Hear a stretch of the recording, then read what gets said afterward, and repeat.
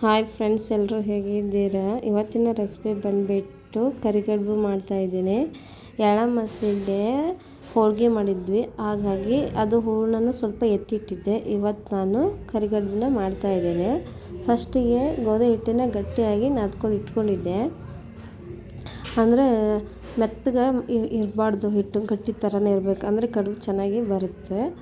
ಅದು ನಾದ್ಕೊಂಡಾದಮೇಲೆ ಸಣ್ಣ ಸಣ್ಣದಾಗಿ ಉಳ್ಳೆಗಳನ್ನು ಮಾಡಿಕೊಂಡು ಅದನ್ನು ಲಟ್ಟಿಸ್ಕೋಬೇಕು. ಯಾವ ಥರ ಅಂದರೆ ಕರ್ಜಿಕಾಯಿ ಮಾಡ್ತೀವಲ್ಲ ಅದೇ ಥರನೇ ಎಲೆಗಳನ್ನು ಎಲ್ಲ ಲಟ್ಟಿಸ್ಕೊಂಡು ಅದಕ್ಕೆ ಹೂರಣನ ಇಟ್ಬಿಟ್ಟು ಅದನ್ನು ಚೆನ್ನಾಗಿ ತುಂಬ್ಕೋಬೇಕು. ಯಾವುದೇ ರೀತಿ ಬಾಯಿ ಬಿಡದೇ ಇರೋ ಥರ ತುಂಬ್ಕೋಬೇಕು. ತುಂಬ್ಕೊಂಡು ಆದಮೇಲೆ ಅದು ಸ್ವಲ್ಪ ನೀಟಾಗಿ ಅದು ಎರಡು ತುದಿನ ನೀಟಾಗಿ ಒತ್ತಿ, ಆಮೇಲೆ ನಿಮ್ಗೆ ಅಷ್ಟೇ ಸಾಕು ಅನ್ನೋ ಹಂಗಿದ್ರೆ ಅಷ್ಟೇ ಬಿಡ್ಬೋದು. ಆದರೆ ಎಣ್ಣೆಯಲ್ಲಿ ಹಾಕಿದ ತಕ್ಷಣ ಅದು ಬಾಯಿ ಬಿಟ್ಕೋಬಾರ್ದು. ಬಾಯಿ ಬಿಟ್ಕೊಂಡ್ರೆ ಹೂರಣ ಎಲ್ಲ ಹೊರಗೆ ಬಂದುಬಿಟ್ಟು ಎಣ್ಣೆ ಎಲ್ಲ ಕೆಟ್ಟು ಹೋಗುತ್ತೆ. ಹಾಗಾಗಿ ಅದನ್ನು ಬಾಯಿ ಬಿಡದೇ ಇರೋ ಥರ ನೀಟಾಗಿ ಒತ್ಕೋಬೇಕು. ಇದು ಮೆತ್ತಗೆ ಗೋಧಿ ಹಿಟ್ಟನ್ನ ಮಾಡಿರಬಾರ್ದು, ಗಟ್ಟಿಯಾಗಿ ನಾದಿರಬೇಕು. ಕಡುಬಿಗೆ ಯಾವಾಗಲೂ ಹಿಟ್ಟನ್ನು ಗಟ್ಟಿಯಾಗಿದ್ರೇ ಚೆನ್ನಾಗಿ ಕಡುಬು ಬರೋದು. ಇಲ್ಲಾಂದರೆ ಕೈಗೆಲ್ಲ ಅಂಟ್ಕೊಳ್ಳೋಕ್ಕೆ ಸ್ಟಾರ್ಟ್ ಮಾಡುತ್ತೆ. ಕಡುಬನ್ನ ಮಾಡಿದ್ದೀನಲ್ವ, ಅದನ್ನು ತುದಿಗೆ ಅಂದರೆ ಕಡ್ಕೋತಾ ಇದ್ದೀನಿ. ಅಂದರೆ ಅದು ಬಾಯಿ ಬಿಡದೆ ಒಂಥರ ಡಿಸೈನು ಕಾಣಿಸುತ್ತೆ. ಆಮೇಲೆ ಅದು ಹೊರಗಡೆ ಹೂರಣ ಹೊರಗಡೆ ಬರದೇ ಇರೋ ಥರನೂ ಸಪೋರ್ಟ್ ಮಾಡುತ್ತೆ, ಅಂದರೆ ಪ್ರೊಟೆಕ್ಟ್ ಥರ.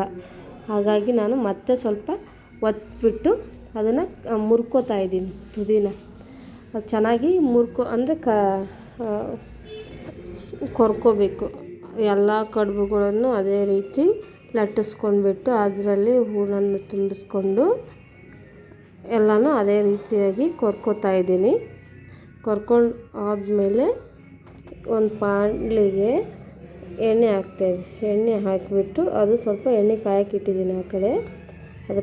ಆದಮೇಲೆ ಈ ಎಲ್ಲ ಕಡುಬುಗಳನ್ನು ಹೂರಣನ ತುಂಬಿಕೊಂಡು ಎಲ್ಲ ಎಲೆಗಳಲ್ಲಿ ಹೂರಣ ತುಂಬಿಟ್ಟು ಅದನ್ನು ನೀಟಾಗಿ ಫೋಲ್ಡ್ ಮಾಡಿ, ಯಾವುದೇ ರೀತಿ ಬಾಯಿ ಬಿಡದೇ ಇರೋ ಥರ ಫೋಲ್ಡ್ ಮಾಡಿ ಒತ್ತಬೇಕು. ಚೆನ್ನಾಗಿ ಒತ್ತಿ ಆದಮೇಲೆ ಅದರ ತುದಿನ ಮತ್ತು ಸ್ವಲ್ಪ ಕೊರ್ಕೊಳ್ಳೋ ಥರ, ಅಂದರೆ ಈ ಮಡಚಬೇಕದು. ಎಲೆ ತುದಿ ಏನಿರುತ್ತಲ್ವ ಈ ಥರ ಮಡಚಿದ್ರೆ ಅದು ಬಾಯಿ ಬಿಟ್ಕೊಳ್ಳೋದಿಲ್ಲ. ಆ ಕಾರಣಕ್ಕಾಗಿ ನಾನು ಮತ್ತೆ ಅದನ್ನು ಫೋಲ್ಡ್ ಥರ ಮಾಡಿಕೊಂಡು ಇಟ್ಕೋತಾ ಇದ್ದೀನಿ. ಅದೇ ರೀತಿ ಎಲ್ಲ ಕಡುಬುಗಳನ್ನು ಫಸ್ಟಿಗೆ ಎಲೆ ತೀಡ್ಕೊಂಡಿದ್ದೆ, ಹಾಗೆ ಎಲ್ಲದಕ್ಕೂ ಹೂರಣ ತುಂಬಿ ಎತ್ತಿಟ್ಕೊಂಡಿದ್ದೀನಿ. ಈ ಕಡೆ ಎಣ್ಣೆನೂ ಕಾಯೋದಕ್ಕೆ ಇಟ್ಟಿದ್ದೆ. ಎಣ್ಣೆ ಸ್ವಲ್ಪ ಹೊತ್ತು ಕಾದಾದಮೇಲೆ ಒಂದು ಸ್ವಲ್ಪ ಕಾದಿದೆ ಇಲ್ಲ ಅಂತ ನೋಡಿಬಿಟ್ಟು ಕಾದಿದೆ. ಅದಕ್ಕೆ ಇವಾಗ ಒಂದೊಂದಾಗಿಯೇ ಕಡುಬುಗಳನ್ನು ಹಾಕಿ ಕರಿಬೇಕು. ಇವಾಗ ಎಣ್ಣೆ ಕಾದಿದೆ ಅಲ್ವಾ, ಅದಕ್ಕೆ ಫಸ್ಟಿಗೆ ಒಂದೆರಡು ಮೂರು ಹಾಕಿ ಕರಿತಾ ಇದ್ದೀನಿ. ಕರಿಗಡುಬು ತುಪ್ಪ ತುಂಬಾ ಟೇಸ್ಟಿಯಾಗಿರುತ್ತೆ. ಕರಿಗಡುಬು ಅಂದ್ರೇ ತುಂಬ ಇಷ್ಟಪಟ್ಟು ತಿಂತಾರೆ ನಮ್ಮ ಮನೇಲಿ ಅಂತೂ.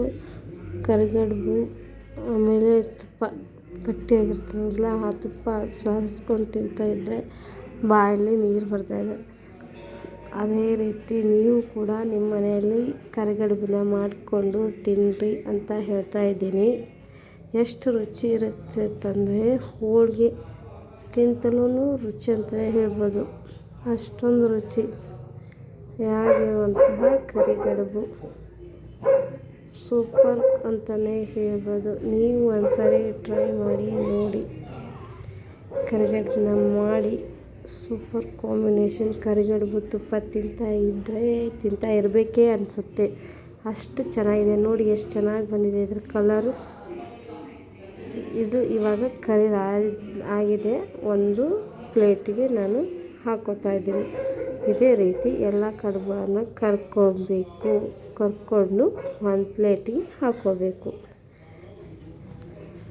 ಸೂಪರ್ ಅಂತಲೇ ಹೇಳ್ಬೋದು. ಕರಿಗಡುಬು ತುಂಬಾ ಚೆನ್ನಾಗಿರುತ್ತೆ.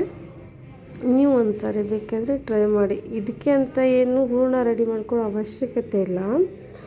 ಹೋಳಿಗೆ ಮಾಡಿರ್ತೀರಲ್ವ, ಆ ಟೈಮಲ್ಲಿ ಒಂದು ಸ್ವಲ್ಪ ಹೂರಣನ ಎತ್ತಿಟ್ಕೊಂಡು, ನಿಮ್ಗೆ ಯಾವಾಗ ಫ್ರೀ ಇರ್ತೀರಲ್ವ, ಮರುದಿನ 2 ದಿನ ಬಿಟ್ಟಾದಮೇಲೆ ಒಂದು ಸ್ವಲ್ಪ ಚಪಾತಿ ಮಾಡ್ಕೋಬೇಕು ಅನಿಸಿದ್ರೆ ಆ ಟೈಮಲ್ಲಿ ಸ್ವಲ್ಪ ಚಪಾತಿ ಹಿಟ್ಟನ್ನ ಗಟ್ಟಿಯಾಗಿ ರುಬ್ಕೊಂಡು ಆವಾಗ ಕಡುಬನ್ನ ಮಾಡ್ಕೊಂಡು ತಿನ್ನಿ, ಸೂಪರ್ ಅಂತಲೇ ಹೇಳ್ಬೋದು.